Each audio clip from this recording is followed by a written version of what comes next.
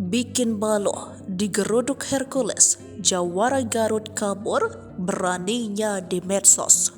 Tantangan seorang pria yang mengajak duel di medsos Ketua Umum Ormas Gerakan Rakyat Indonesia Baru, Rosario de Marsal atau akrab disapa Hercules, membuat geger publik. Hercules yang mendapat tantangan tersebut langsung melacak keberadaan pria dan mendatangi tempatnya.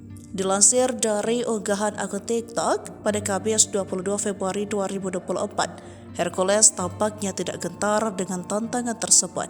Dalam video berdurasi 2,39 menit, Hercules duduk tenang sambil mengepalkan tangannya, menyampaikan bahwa dia berada di apartemen Grand Pramuka atas undangan saudara Muhammad Muslim Yunus.